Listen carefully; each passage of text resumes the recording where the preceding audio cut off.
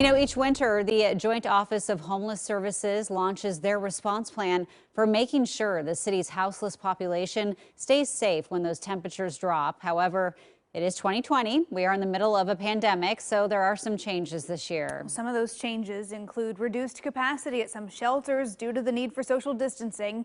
Dennis Thoreau is with the Multnomah County Office of Joint Homeless Services. He joins us live to talk about this year's response. Good morning, Dennis.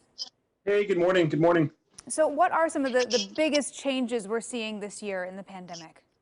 So yeah, normally, on the worst nights, we'll open a few hundred beds of extra shelter. And unfortunately, the spaces that we normally would use, that we've used for the last several years, are not going to be able to give us the same capacity. So we're looking to add a couple different buildings, and we're still doing that work right now, actually, so we can offer that same amount of shelter.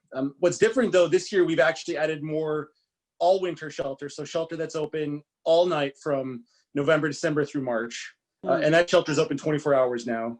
Oh, that's good.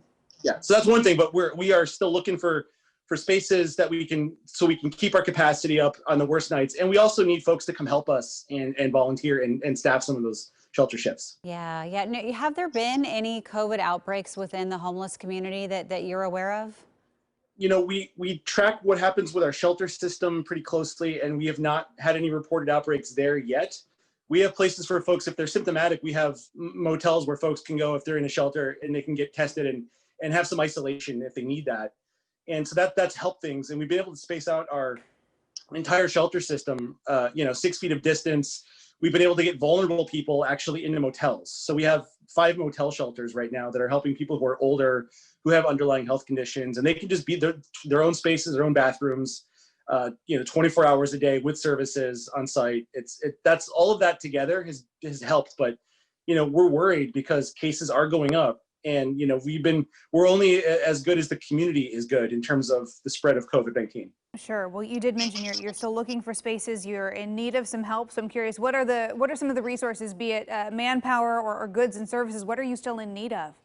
We need people to come out and help. So Transition Projects, they're the nonprofit that we contract with to operate severe weather shelter.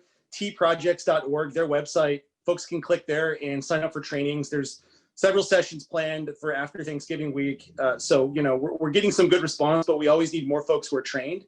And we do need donations. We've been giving out masks. We've been giving out water and sanitizer all through COVID.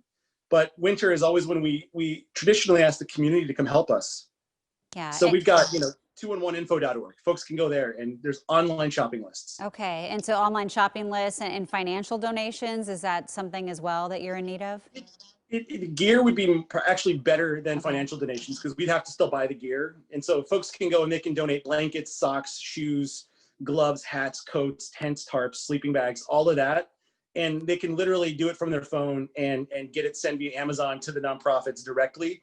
We're going to then be taking it out to people on our streets. I think another way of helping too, people always wonder during the winter, what should they do if they are out and they see someone who looks like they're out struggling in cold temperatures? I know part of the battle is just getting to these people. So what can people do if they see someone in need?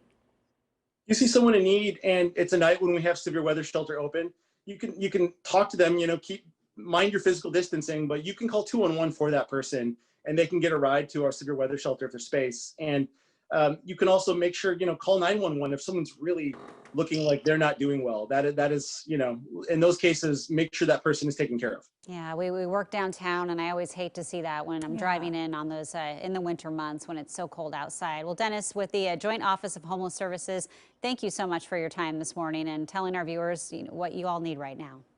Thank you for helping. We appreciate it. All right, I want to get a